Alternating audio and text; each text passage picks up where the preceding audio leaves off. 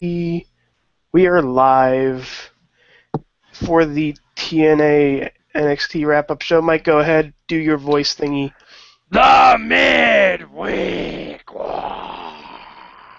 which really isn't much for war this week.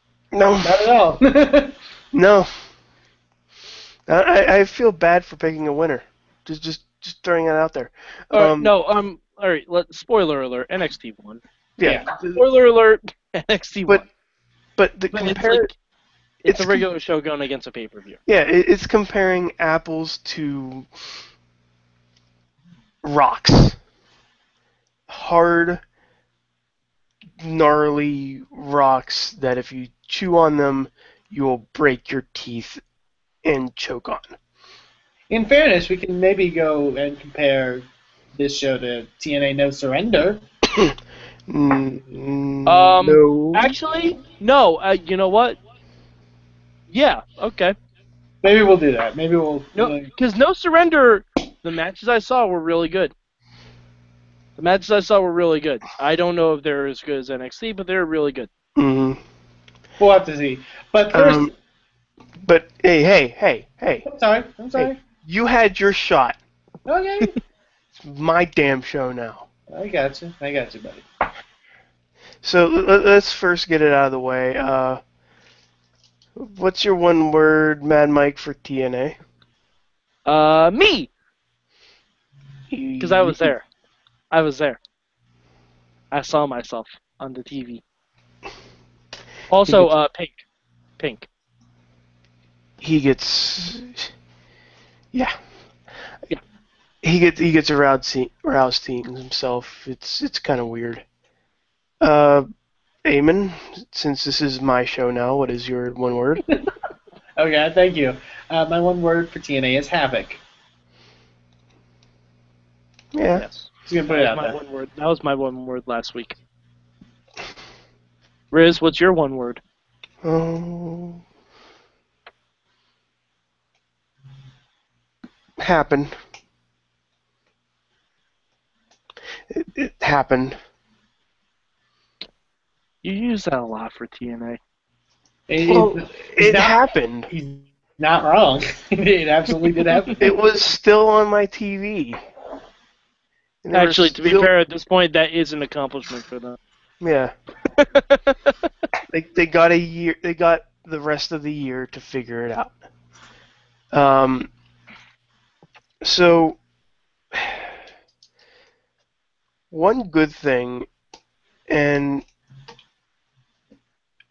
was that main event. For me, was that main event. Okay. The tables match for the three-way tables match was, again, it was confusing. And it was just put one person through the table and you win. And it should have been an elimination, but overall, gimmick matches works for guys like Team 3D and the Hardys. Mm-hmm. Because after the match, Hardys picked the ladder match, of course. But there's just so much stuff you can do with that, with gimmicks, that not having a gimmick match would hurt. I don't know if you guys even know what I'm saying right now, but no, we got you. I get it. Like RVD's forte is in the hardcore match because he can do all that stuff. He can throw a chair at somebody and then kick it. And ever notice when he's not in that realm, you know how bad he is now? Yeah. So that was my one good thing. Eamon? Going back to my one word, it would be havoc. I feel like they did a great job of making her seem like a monster. Note that this week there was no lineup. I think that may be a dude from Taz. Thanks, Taz, for not saying that anymore. Yes. I thought. But honestly, they had her beat down people during the Knockouts calendar thing. But the brawl afterwards with Gail, where it's like she just started throwing around security guards and like choke slamming them out. That was the first time I was kind of like, oh wow, like sort of like shocked in a good way by TNA. Like I was I was like, oh, this is kind of awesome. Because that was the first segment that I saw Havoc, and when I saw her like throwing around the security guards and everything, that's when I tweeted you. I was like, I think you're going to enjoy what they're doing with her. And come, lo and behold, I do. Yeah. Personally, I don't know. Here's the weird thing about TNA is that obviously they have a lot of bad things on their show. We've said that before. But also concerning the good things, a lot of times TNA will have something really good and kind of blow their load. And Yeah. Okay. And assumedly they're leading to an eventual Gail Kim Havoc match because they're having a number one contenders match at No Surrender, which I guess that would mean the match would be at Bound for Glory. And I feel like they have to kind of give Havoc the title. But my ideal, and yes, this is fantasy booking, would be you could give Havoc the title at Bound for Glory this year, and have her hold it for like a year, and have her until you can find somebody who can come up and beat her, or you bring somebody in big enough to beat her. You know, you have to kind of treat her as this monster. You can't sort of have this like 3-month run and then dole back on her. Because she's at this point where she can't be like just another knockout 3 months later. You know what I mean? That's the thing, though. Ever noticed who has been champion for the past few years? Angelina Love, Gail Kim, Velvet Sky, Madison Rain, Angelina Love, Velvet Sky, Madison Rain, Gail Kim, OD. They just rotate over and over again. It's just they need something different. They do. Havoc. I mean, you can treat. There's nothing wrong with that. But also, TNA does have the luxury where they can, like in a multi-person match, you could have like Gail and Taryn double team Havoc. I could see something like that theoretically happening too. And I'm not saying she doesn't. Before we go on a little rant here, Mad Mike, before we go so off the rails we can't return. One good thing? Sorry to interrupt you, Matt. I'm Eamon. Yeah, Mad Mike. My one good thing is that street fight.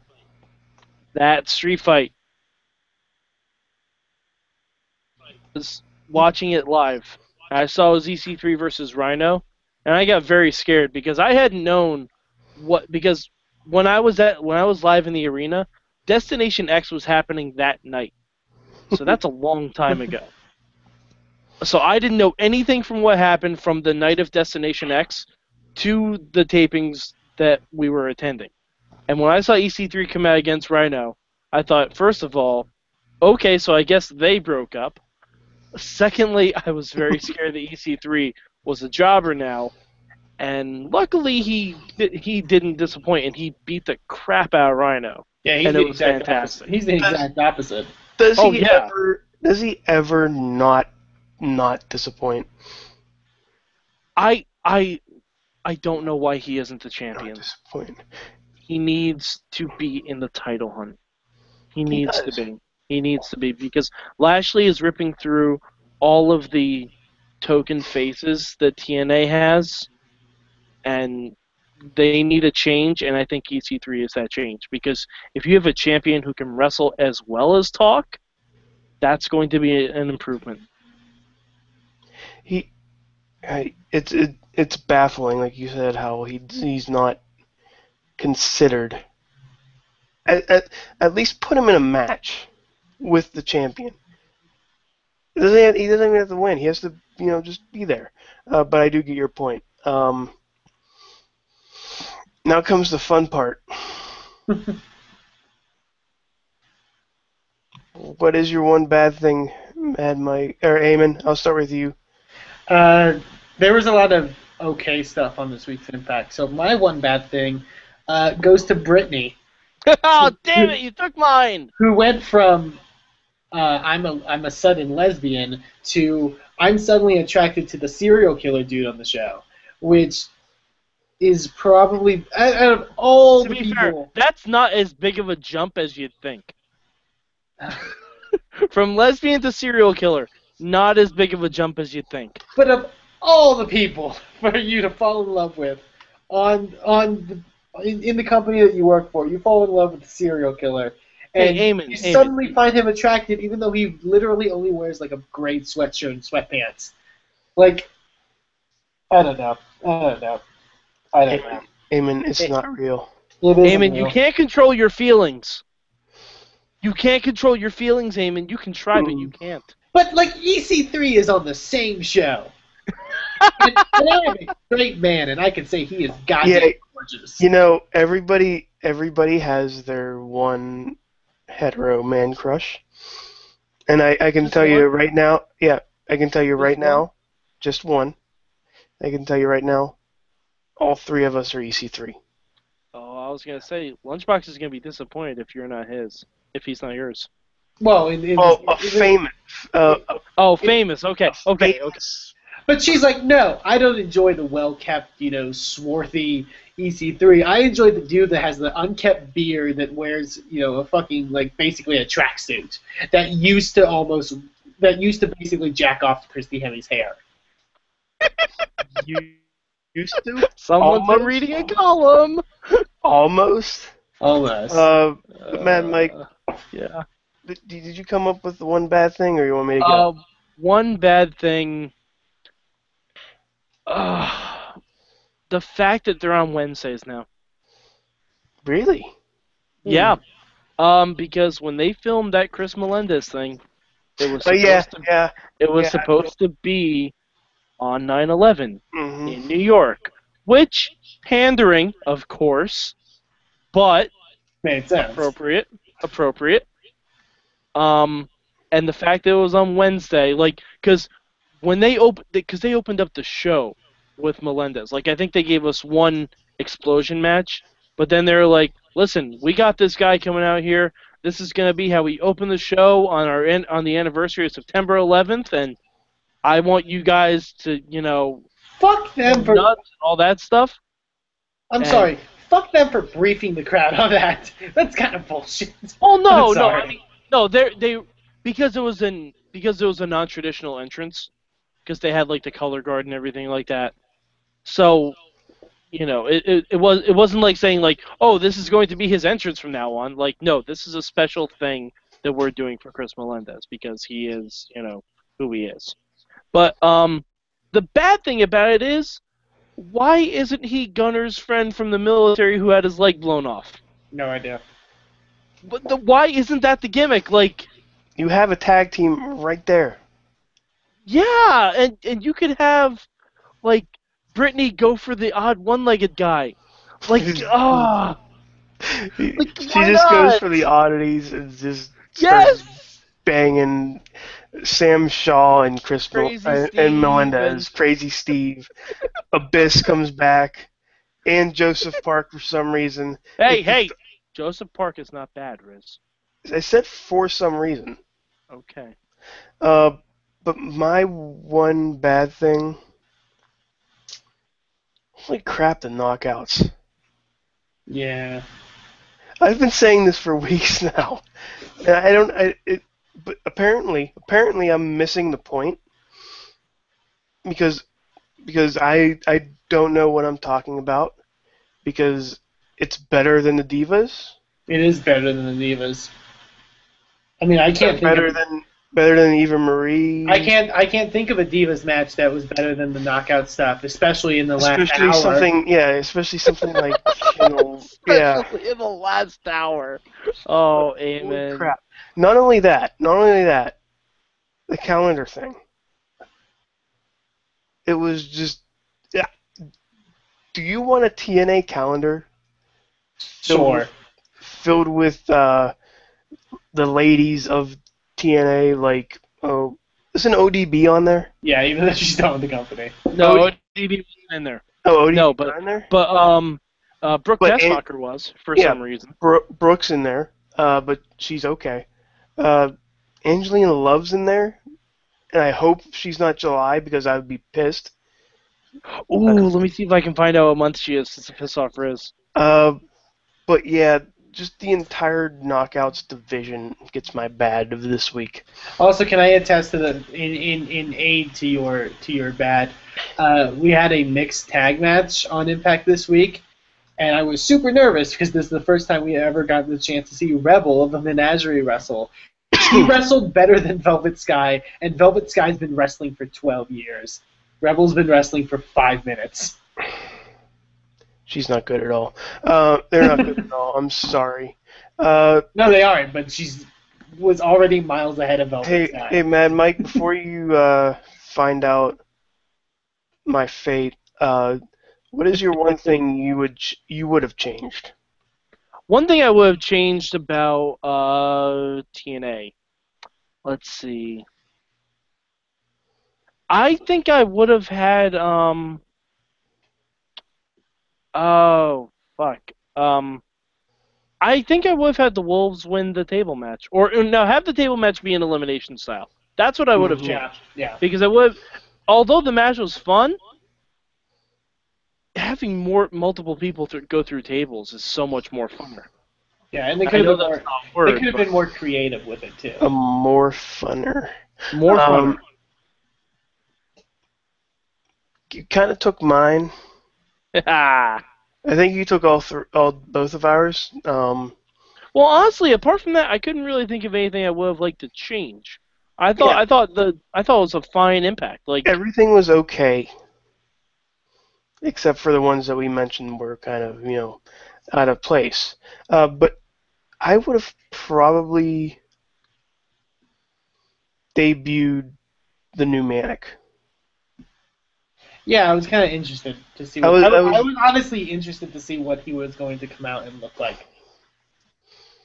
And I don't want any spoilers, Mad Mike. I know you're from the future. It looks pretty fun. Okay. It's just going to be TJ Perkins. Yeah. No. It's definitively not.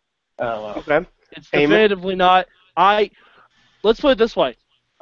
Because I didn't know what was going on, I didn't recognize him for a few minutes. Huh. Yeah. Huh. Yeah. Okay. Eamon, what is your one thing you would change? My one thing I would change, and it's personal, and because I don't like him in his role now, Kurt Angle. Kurt Angle can go, and there's been a lot of authority figures in TNA. Yeah, he can go jump off. He's probably one of the worst. He can go away anytime. He blatantly said, I have past history with EC3, so this is why I hate him, and this is why I'm putting him in these situations. He's saying that he has bias. By the way, he has news that he's not going to spoil for some reason about his next venture, and it's just so annoying to see him say that over and over again, because he's probably just going to go back to TNA. Mm-hmm. But I do second that Kurt Angle thing. He's not good at talking anymore. Mm-hmm. So can we talk about the other show now? Is this the part where we get to talk about the other show? I think. I think it's time. Yeah, I think it is. Pretty. It's time. Hey, Eamon. Yes. Eamon. What is your one word for NXT? Takeover. Amazeballs. And it probably is overselling it because I. That's 5 words, Eamon. Yeah, but I'm giddy. I am giddy right now. Mad Mike. My one word for NXT. Meh. No, I'm kidding. Meh? I would shut your mouth. I'm kidding. Applause.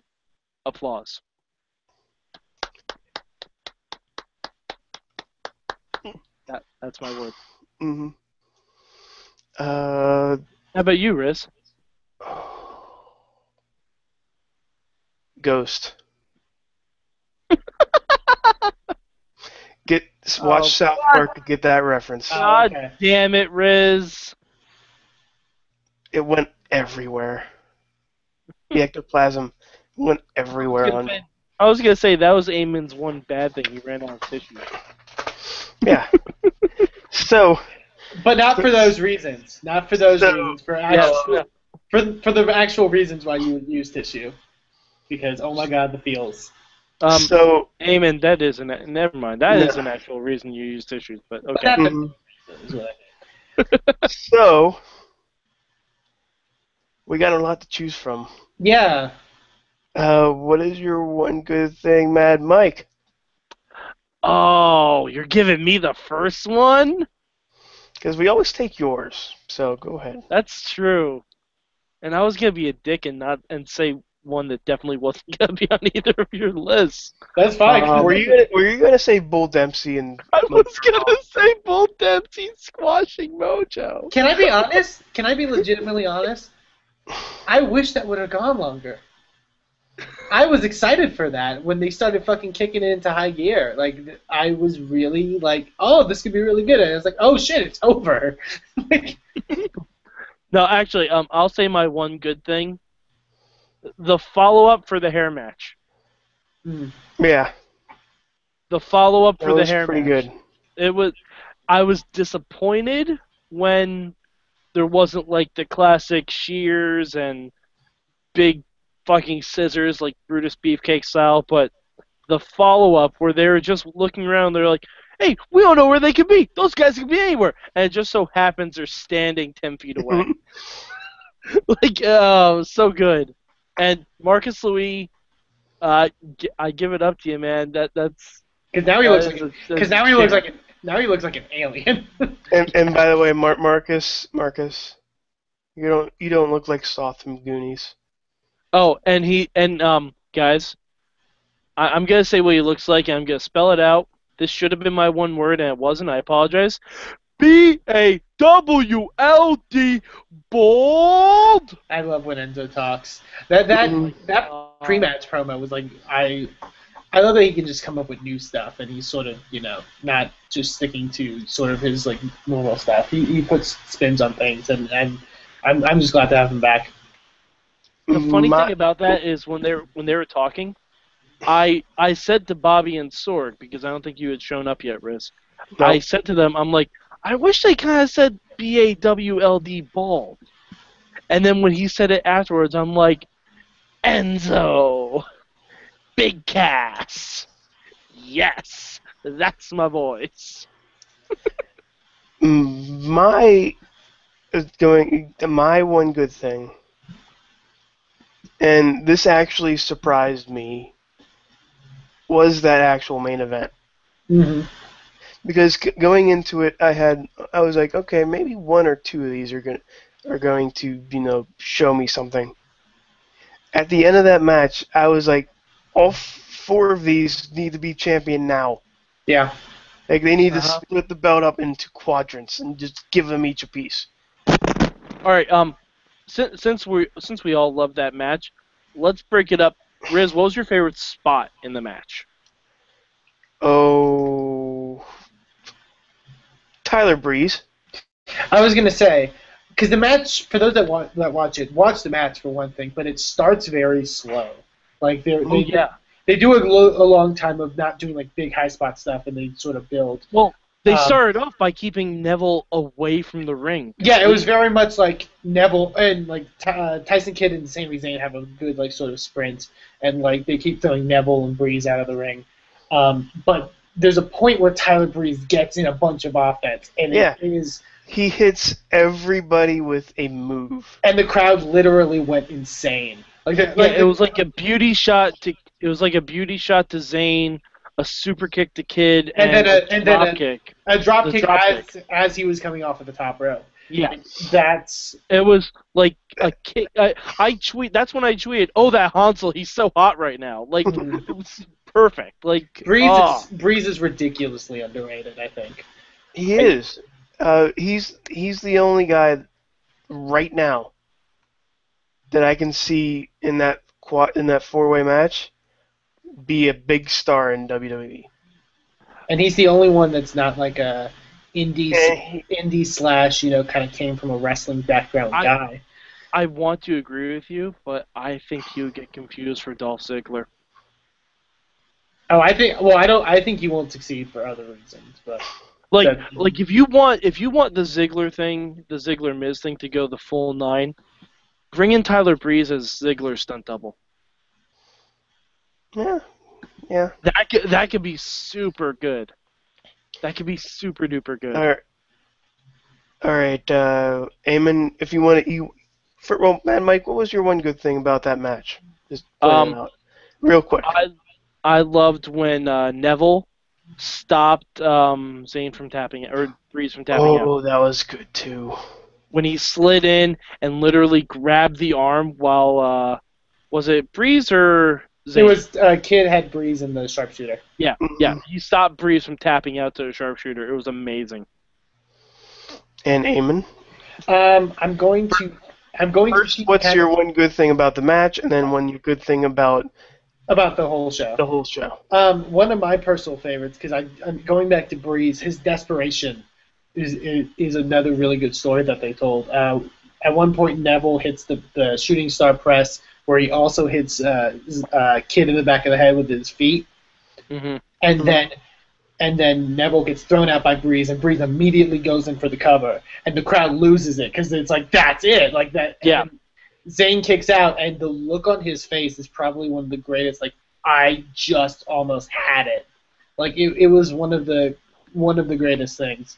It was almost like Breeze and Zayn were having a competition. Who could look more frustrated? Yeah. Oh, and that's the other one, is that final sprint by Zayn where he hit the haluva kick and you knew, like, that's it, and then Neville pulls the ref out of the ring. Just so good. So good. And I just, my favorite thing about the whole match is that you can tell they're building to stuff. Like, this is just this is just one of the chapters in a bigger story that they're telling. We all figured out that they were separating. They were hinting so hard the Adrian Neville and Sami Zayn thing. They kept teasing for the entire match, and they never fought until the exact end of that match. Yeah, except only when Neville got the super kick in. Yeah, that's it. My good thing about the entire thing. The women's match, Charlotte and Bayley, was one of those. It's one of the few matches where I was literally so invested into it that I just suspended everything and just focused. And it was seriously really great. Bayley is an ace. She keeps delivering constantly, and I feel so invested into the character to where just the facial expressions in the match, like that final, like, after the moonsault where Charlotte's looking at Bayley and Bayley's just trying to give her as much intensity as she can, and then she just hits her finisher. Like, it is really, really great stuff. Charlotte is so ready. She is. I think one of the common things that people constantly say about Charlotte is I see Ric Flair in her. Oh yeah. And while I agree, no shit. Well, here's the thing. While that's a good thing to say, and I can, that's definitely great. To me, I don't see Ric Flair when I look at Charlotte. I see Sarah Del Rey when I look at Charlotte. Yes. I see, like, the promo that she cut like a couple weeks ago with Bayley in the ring, where she's telling her to just quit. Watch that, and then watch a Sarah Del Rey promo. It is literally like night and day. But there are some Flairisms. No, absolutely. Yeah, but, like on Fallout, like when she was just getting ready to cut the promo on Bayley, she turned to one of the guys in the audience, like, "Don't make me tell you to shut up again." Like, that is NWA Ric Flair. You can That tell is perfect. You can tell she gets how to work a crowd, and you can tell she comes off as a wrestler and she comes off as an athlete, and that is sometimes just so rare. And it's one of the things that makes all the divas or all the women's wrestlers on NXT better than what you'll see on the main roster. It just straight up, because they come off as wrestlers. Is it wrong that my favorite like fantasy booking power couple in wrestling would be Charlotte and EC3? That would be phenomenal. That would be really, really good stuff. But what about that'd be so what good. about Bram? Fuck Bram. Fuck Bram and his dirty Can I tell you how it's so weird to see like Bram tweeting like supportive stuff to Charlotte this week? Like, it's so weird. I'm surprised no one at TNA is like policed that. Stop it, Well, please. no. What are they gonna do? I don't know. But What are they gonna do? Fire him? He's barely on TV as it is. Right. But They can replace him with another beard, tall guy. And also going like into what we mentioned, the four-way, you can tell also this is it's just a chapter in a bigger story. Yeah. They are building the way I see it, and they have time to build this to the next live special. I feel the next live special is going to be Charlotte, Sasha Banks, Bayley, three-way. I think it has to be. Well, they might do that on an NXT. I can see them doing it on a regular episode. But, all right. Yeah. Also, if I want to, there's so much to pick. Like the tag match was awesome. Dude, Kalisto is damn near a genie. He's Gumby. He's a genie. But no, what we were saying in the hangout, if WWE wants a replacement for Rey Mysterio, they have it. They have Kalisto. Got it. Yeah, Kalisto, and he can actually cut a promo. He can actually cut a freaking promo, and he wasn't bad. He's as good, if not better, than Mysterio ever was at cutting a promo. Definitely. And can I just say Sin Cara's best match? I agree. One of his best matches. It's one of his most memorable matches. Yeah. So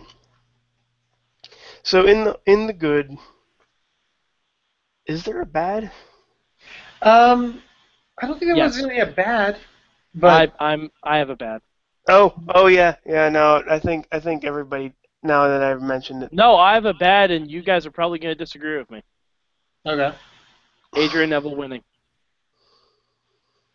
I think that was planned for that to happen. I think I hate that he won, but I think that's their intention. Yeah, that's the exact intention that they're having. I get it, but I don't like Adrian Neville. I don't. He doesn't have a character to me. Like if him winning right now is the start of him having a character and having a gimmick, fine. Then I will rescind my bad. But if this is all about turning Sami Zayn heel, which I think it is, I don't think that's. I think you got it all wrong. I don't know. I saw that look turning Sami Zayn heel. had. I saw that look Sami Zayn had. Sami Zayn has been giving that look since he's lost every match. Sami Zayn is Starscream. Sami Zayn is Starscream. That's what this is. This is like he's the guy that's always second. Yeah, always second. But what that makes it when he wins more important. I say they're leaning into Sami Neville. Neville is going to come out the heel. If you, I tell you, the next TV tapings they're doing, Neville, anytime they're going to interact, Neville's going to get the heel reaction. But that's not due to his character being a heel. That's due to the crowd liking Sami Zayn more. But you could say he gave a heelish look. What was more heelish than Neville pulling the referee out of the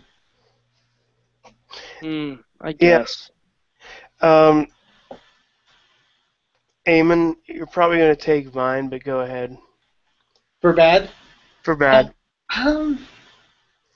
This isn't because I love the concept of the match, and I think the payoff was really good. Sylvester LaFord is not a good wrestler. No, he's horrible. He's really bad. I feel like the match, because the actual physical match is kind of lackluster. I feel like the match would have been better if it was Big Cass against Marcus Louis, and then maybe put Enzo and Sylvester's hair on the line, because Cass is a great wrestler, and Mm-hmm. Louis I think can hold his own. Sylvester Lefort is not that good of a wrestler, and the actual physical match did not turn out the way I think it could have. It was still fun, and Enzo's super fun, but and even Enzo's an amazing character, but he's not like a 5-star wrestler, Oh yeah. Well, I mean, he gets over on his gimmick though. That's Yeah. the whole point. Yeah. I feel like if they switched it and made it Big Cass against Marcus Louis, it would have been an actually better match. But, I'll tell you one match that was crap and random. The guy from the Mechanics. I don't believe that's the guy from the Mechanics. Oh, it's No. not the guy from the Mechanics. No. What was his name? Derek. No. Baron Corbin. Baron Corbin. Baron That's Corbin. it. Yeah.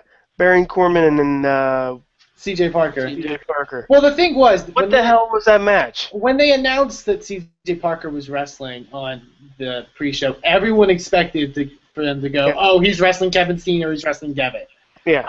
So I think that the fact that happened, it didn't, At the same time, fucking hell, Baron Corbin. Yeah. I was for the 5 seconds of action in that match, it was like I was kind of impressed. I was like, shit. Like, wouldn't it be better though to have it on I don't know, another NXT show instead of having it on the pay-per-view-ish type show? It was weird, but I guess they're doing it to introduce. And wouldn't you want to put more time in on Bailey and But Charlotte? it's the one time they can have a surprise debut without spoilers. That's true. Yeah. It's But the one time they can have that without spoilers, because once they start their tapings, people are going to be like, oh, this is the one where Baron Corbin debuts, if they, have the internet. But I think they'll save Devitt and they'll save Steen. I think people will still, even if the match is spoiled. Was Kenta the first one to sign out of those three? He was. Okay, so that makes sense then. Yeah. Mm. That makes sense. So I think, Devitt and Steen will come. They'll come. Yeah. And we'll get to that point. Uh, Did you always say your bad thing, Rizz? Yeah, I think we all did, didn't we? Yeah. I think so. Yeah. So, one thing thing. we change. What was the one thing you change, Eamon? I mean, I guess it would have been that, like I said, the hair versus hair changed the participants. Yeah. Because that's the only thing I Yeah. would change. Like, Yeah, there's nothing really to change about most of it. But There's two things I'd change. well, here's the thing. Last week on this show, Mad Mike and I discussed who Kenta's first debut opponent would be. mhm. And I believe both of us thought it was going to be tonight. hmm It wasn't. Yeah, he just made an appearance. I would have had the match tonight. I think you had a lot on I that know. card. And Kenta, or what's his name now? I gotta make sure I know it. Let's see. Oh, by the way, Hideo Itami. Hideo Itami. oh, by the way, Mad Mike. Sorry, I didn't mean to. What is your new name again? Oh, my new name is Vegeta Kakarot. Yeah. Mm-hmm. Vegeta Kakarot. Can I note one thing about that though? I actually like because this is the first time where they've had like a name change, and they actually like had the guy be like, "This is why I'm changing my name." Well, no, not necessarily. Mystico did the same thing. Mystico, yeah, but It wasn't on like a video feed, but it was on .com. yeah. Apparently, and I actually found out, somebody posted on Twitter, Hideo is the first name of Kenta's first ever trainer, and Itami translates to pain in Japanese. Oh, that's kind of cool. Yeah, so. But the only problem I have with the name change is you introduce him by saying he is a household name amongst wrestling fans, and then you immediately change his name. Well, not only that, Like, not only that, the entrance video shows Kenta. well, it Just doesn't Kenta. now. Well, it doesn't now anymore. They did the. Well, it did. Yeah. But so that I think was. they're trying to get over the fact that this is a new start and this is a But sort of a new thing. what I'm saying is, C.J. Parker wanted a match. Why not feed him to Kenta, or whatever his name is? I forget what his Because name is it's already. more impressive if you have Kenta destroy the Ascension, who were tag team champions for 344 days. That's true. Okay. Oh, I actually just thought of the one thing I would change that's different from my bad. NXT crowd, I love you to death. I was very pissed during that promo where Kenta started speaking in Japanese, and there was one asshole in the crowd that was like, "Oh, I can't understand what he's saying." I think someone said like, "Oh, where's the SAP button?" Well, to be fair, you couldn't understand what he was saying. You couldn't. But hey, guy, guess what? There are people in this world that speak different languages than you. Is that True, the same? but when Mysterio or Del Rio would do something like that, they would say like a paragraph in their native tongue, and then they would say it in English. Yeah, They wouldn't even say the paragraph. They just say the sentence. Yeah. Yay, and then I hate this guy. But I do get your point, and I was driving from work to Dade now, and I was almost at home when I heard Kenta come out. Right before he came out, I believe that same guy went Yoshitatsu. Yeah. Oh, Well, Eamon, you have to still remember. You have to remember, it is still Florida. it is Florida. That was going to be my next point. Triple H, thank you for creating an environment to where you are allowing, hopefully, someone of Japanese descent to succeed. But sometimes wrestling fans have been so conditioned to think the worst of Japanese wrestlers. Eamon, it's Florida. It's Florida. It's Florida. So Mad Mike, we'll close it out with you. One thing I would change, because my heart hurts a little bit, I want Bayley to win. I know. Everybody did. I know, but you can still do the triple threat if Bayley wins. It's gonna mean you can still do that because Charlotte had never beaten Bayley, and that's also a good story that you could have told. No, Charlotte's beaten Bayley before. I believe really? once or twice. Really? Because I don't think so. I think she beat her like the first week after she won the title. Mm-hmm. All right, maybe, but no, I get what you're saying. Build to Bayley's run. But I'm telling you, I know, but she's going to win it, and it's going to make you feel so many feels. Mad Mike, the inclusion of Sasha scares me. Mike, it's going to be okay. The inclusion of Sasha scares me. It's going to be okay. I feel like Sasha is Big Dave Bautista. Except she's a much better wrestler than Dave Bautista. And on that we're not going to start the better than Batista. And on that note, oh God, thank you guys for like we said at the beginning, there's no contest here. NXT won. NXT. Yeah. It's comparing apples to although socks. Next week we will compare Takeover to No Surrender. I will. Yeah. It's comparing apples to soiled underwear. So if you guys want more of us, because you can't get rid of us. Check out the Wrestling Mayhem show proper at live.sorgatronmedia.com around about 9 o'clock every Tuesday night, where we talk about more wrestling stuff like TNA, NXT, WWE, Raw, SmackDown, maybe, Velocity if it's still there, Livewire, anything that has wrestling related in it, we will discuss it. Right, Eamon? Yes.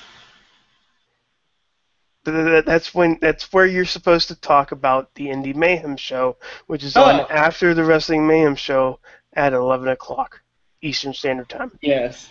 Yes. Yes. Great job. Great plug, Eamon. Great plug.